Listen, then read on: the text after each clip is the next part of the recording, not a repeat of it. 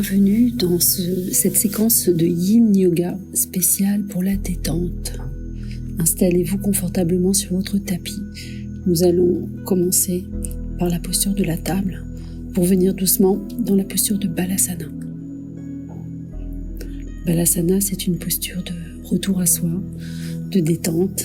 Donc on pose le front sur le tapis, on peut déposer les bras le long du corps ou devant soi. On va commencer par une petite respiration adéquate, une respiration qui sera donc abdominale. Donc vous allez gonfler le ventre à l'inspiration et vous allez resserrer le ventre à l'expiration.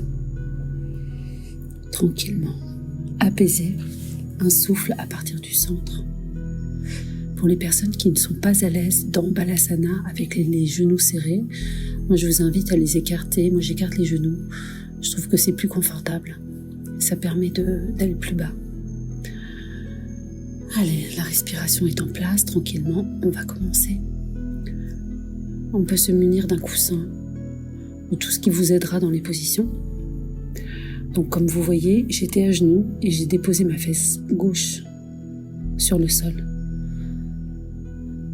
Ma fesse gauche est sur le sol et je vais emmener tout mon corps sur la droite, c'est-à-dire la tête, les bras, tout mon poids, du côté opposé à la fesse qui est posée sur le sol.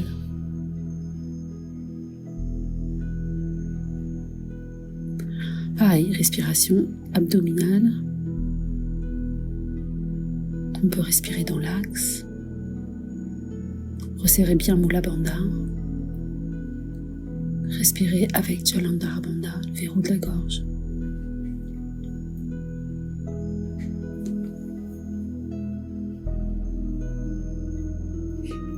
On ressent tout le corps qui respire à partir du ventre. On se détend. On demeure en soi, dans les sensations du corps. Et si jamais la posture était trop intense, parce qu'elle l'est, elle est intense cette posture, ce sont les minutes qui suivent qui permettent au tissu de s'étirer. Vous pourriez la relâcher. Si jamais c'était trop long, par exemple.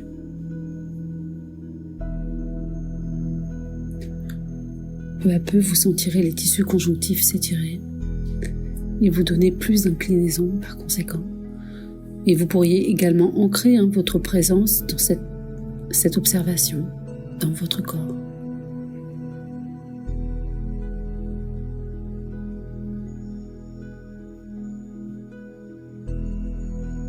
La base, la respiration dans le ventre, de longues expirations, un souffle apaisé, profond, abdominal.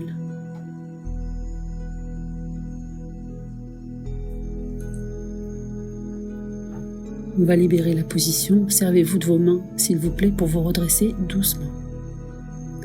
On peut garder les yeux fermés et directement depuis cette position, venir s'allonger sur le tapis. Petite pause, consciente, du corps en appui sur le sol, du relâchement de la posture, des sensations dans le corps, de la respiration dans le ventre.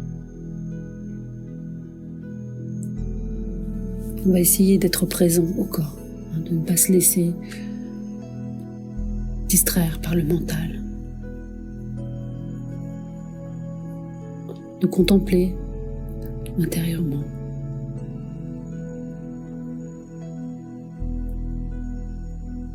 Les sensations, les manifestations. Donc on va venir sur le côté, vous savez, on plie les genoux, on vient sur le côté, on se sert de nos bras pour se redresser. Donc on va faire la même chose évidemment de l'autre côté. Donc une main sur le coussin, je descends sur ma fesse droite. Je m'appuie si j'ai du mal à rester verticale. Et quand c'est possible, quand le poids de ma tête et de mes bras me permettent d'être stable, alors je lâche mon coussin. Je joins mes mains. Je laisse tomber ma tête. Peut-être qu'au début, cette posture, vous ne pourrez pas la tenir longtemps. Alors c'est pas grave, on y reviendra. tranquillement. Reprenez votre souffle. Prenez conscience de toutes les manifestations qui viennent à la porte de vos sens, tant intérieur qu'extérieur. Respirez. Les bandhas, Mula Bandha, Jalandhara Bandha.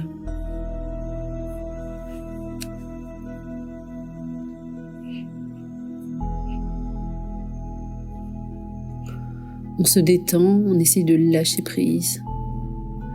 On essaie de libérer les espaces que l'on retient. Les muscles qui sont un peu tendus, crispés. On essaie d'expirer et de détendre le corps au maximum.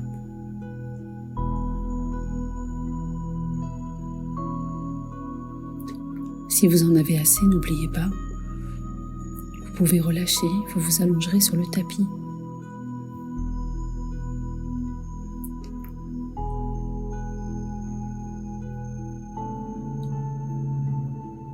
On sent le corps qui s'incline petit à petit, les muscles qui s'étirent, les fascias, les tissus conjonctifs, qui nous donnent plus d'inclinaison.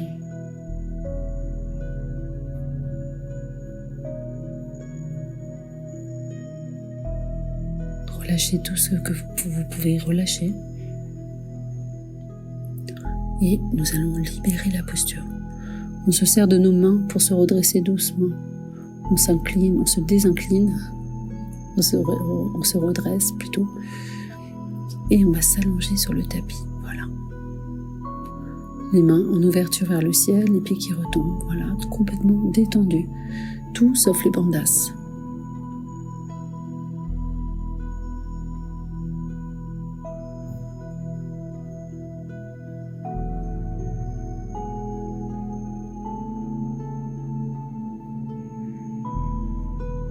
Le souffle dans le ventre, le contact avec le sol, les points d'appui, la tranquillité.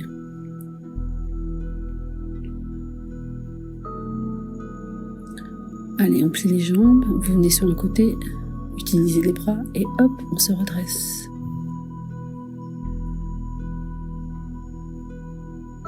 Posture suivante. Donc les jambes sont en extension, on va venir Paschimottanasana, la pince. Le plus simple dans le yin, c'est bien sortir les fesses, de creuser le bas du dos et de venir en flexion. Comme je vous le montre, on peut mettre un coussin sous la tête. Ou pas de coussin du tout. Dans ce cas-là, c'est vraiment la gravité qui va ramener le ventre en contact avec les cuisses. Progressivement, les pieds sont flex, comme vous voyez. Et petit à petit, d'expire en expire, on se détend. Lâchez prise sur la posture et sur le résultat. Demeurez simplement là, dans cette flexion qui est bonne pour votre dos, votre colonne vertébrale. La base, n'oubliez pas.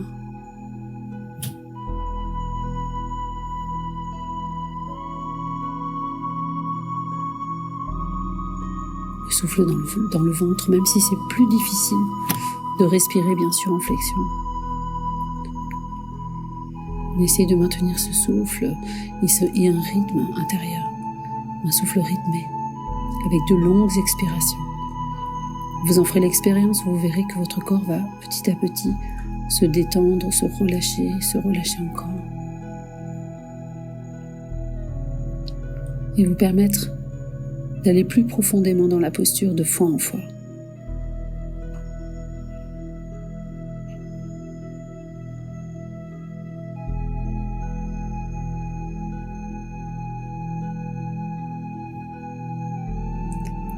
Petit à petit, le corps se détend.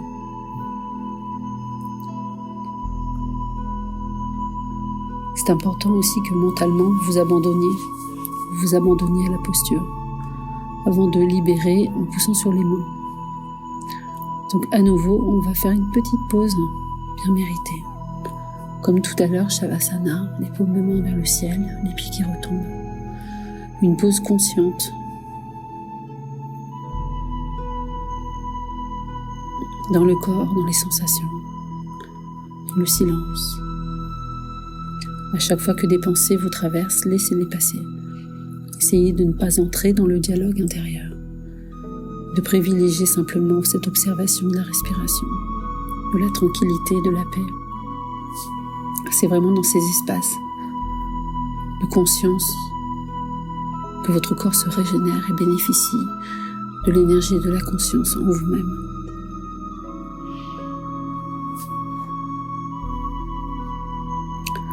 On y retourne. Allez, on va plier les genoux. Et on va rester sur le dos. Donc on va plier les genoux, déposer les plantes de pied, l'une contre l'autre. Et on va laisser les genoux retomber d'eux-mêmes.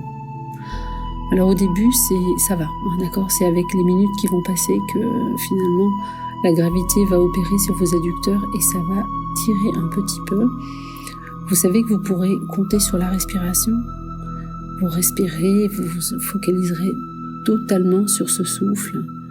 Peut-être de visualiser l'axe, vous inspirez, ça monte, vous expirez, ça descend. Vous produisez de longues expirations tout en visualisant que le prana monte le long de l'axe jusqu'au sommet de la tête et redescend jusqu'au coccyx.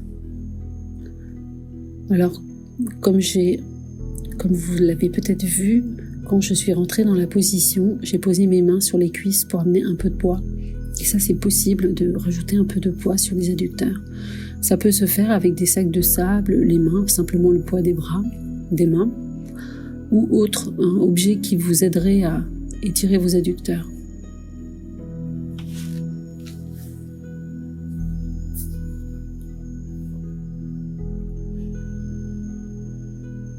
Présence à soi-même. Contact du sol, sensation dans le corps.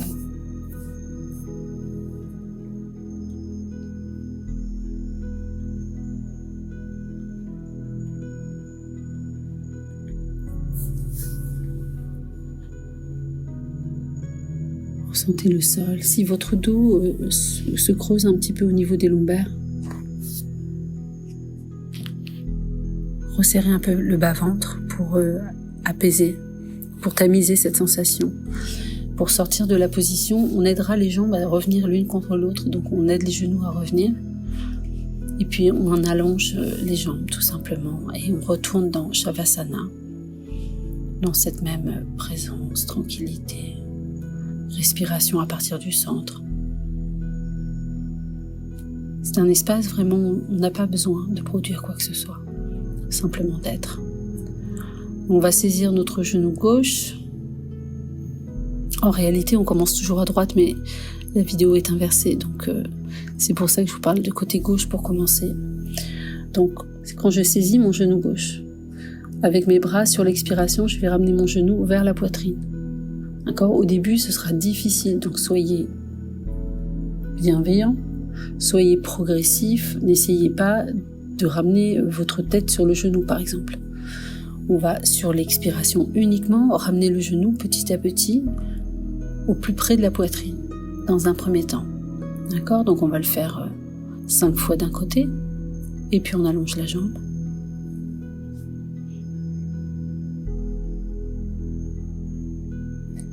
Et puis de l'autre, pareil. Donc vous avez vu, on saisit le genou, le tibia sous le genou en réalité.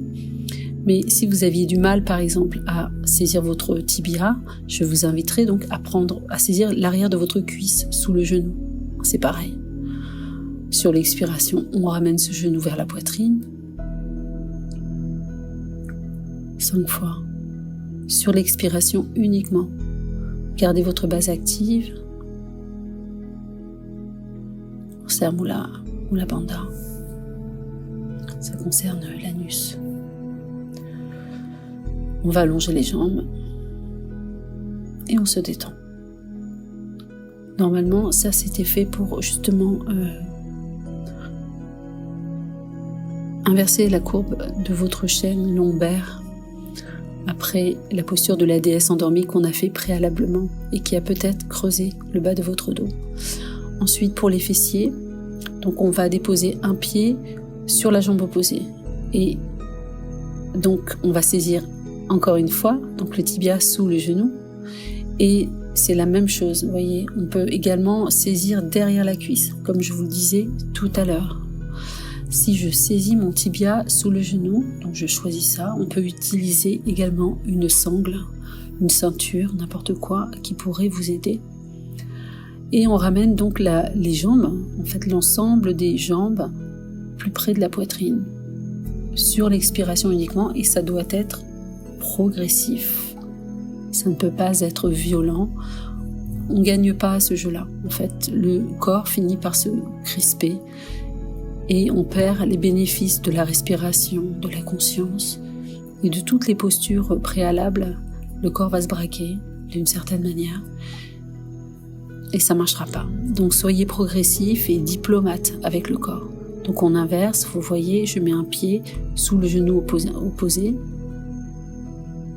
et je vais saisir donc mon tibia ou, comme je vous le montrais, sous la cuisse, en dessous du genou. Pareil, donc même chose, pendant 5 expirations, je vais ramener l'ensemble de mes jambes au plus près de ma poitrine, avec patience, bienveillance et progression.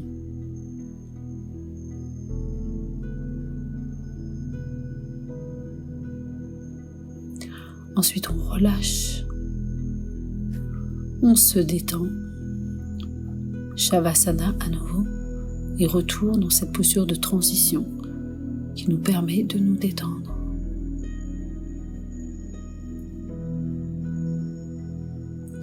Prenez l'habitude d'ancrer votre conscience, votre mental plutôt, le mental dans les choses à observer, de lui donner quelque chose à faire, pour ne pas le laisser vagabonder.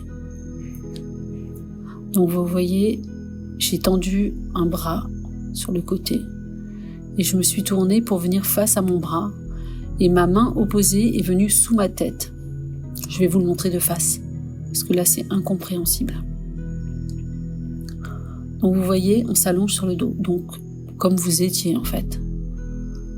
Ok, donc j'étends un bras, je tourne, j'amène ma main sous ma tête et je tourne ma tête de l'autre côté. Voilà. Une fois que vous êtes dans cette position, je vous invite à essayer d'avoir vraiment le bassin totalement parallèle au sol. Les 2 hanches en contact avec le sol. Essayez de vous aplatir comme une crêpe au plus près du sol. Vous allez sentir un grand étirement au niveau de l'épaule. Si c'est trop pour vous, si vous sentez que c'est trop violent. Donc abandonnez la position. Allongez-vous, ou alors entrez dans la position avec plus de progression.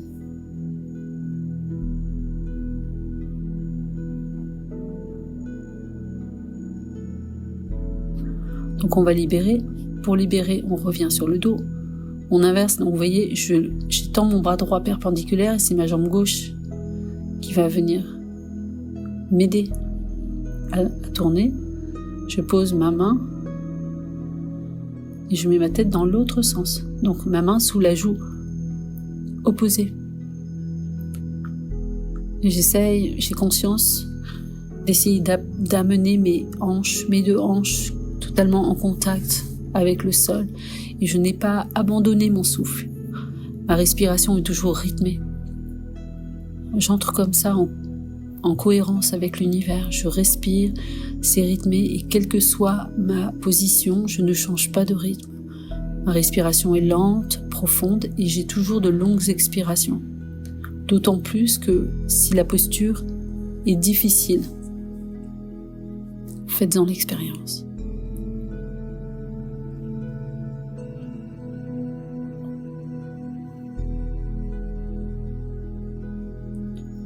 Respirer avec le ventre, c'est intéressant lorsqu'on est à plat ventre, parce que le ventre va s'expanser et ça procède à une sorte de massage. Donc je reviens sur le dos et on va faire une petite torsion pour terminer. Donc vous voyez, je plie mes genoux avec ma main, donc qui n'est pas en extension sur le côté et qui me sert de contrepoids. je saisis les genoux et j'essaye de faire tourner mon bassin. Donc mes 2 épaules sont restées en contact avec le sol. Si les épaules décollent, ce n'est plus une torsion. D'accord ? Donc l'idée est également d'aider le corps dans cette torsion en tournant la tête du côté du bras en extension, celui qui est donc perpendiculaire à votre corps. La respiration abdominale est plus que conseillée parce qu'elle va vraiment aider les nerfs de votre chaîne lombaire, les muscles à se détendre, à s'étirer pour permettre une torsion plus importante, plus profonde.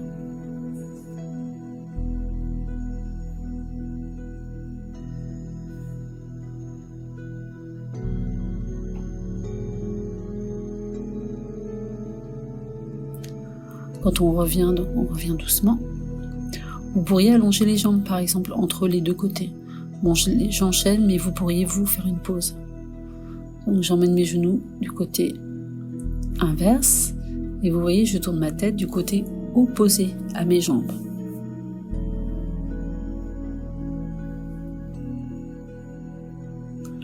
Si jamais vos genoux ne touchent pas le sol, c'est normal au début.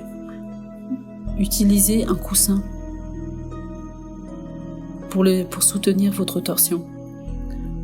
N'oubliez pas d'être progressif.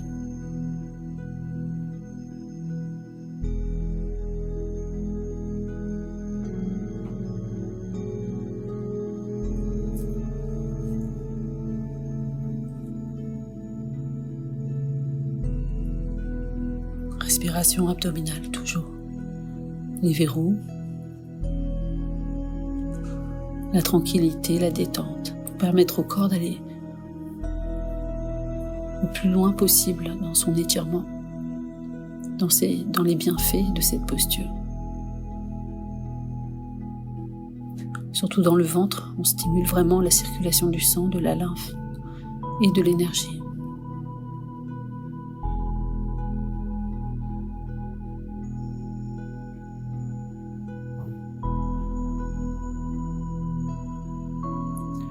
On peut prolonger cette posture aussi longtemps que ça vous fait du bien.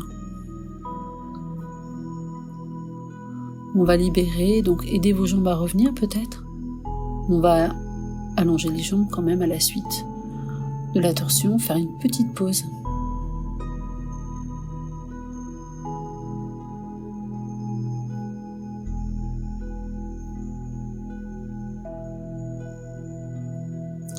Quand vous sentez que vous pouvez reprendre le mouvement, donc faites-le.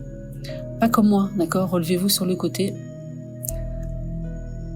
Merci beaucoup pour ce moment passé ensemble. J'espère vraiment que ça vous fera du bien. Très bonne soirée, namasté, bonne journée, namasté.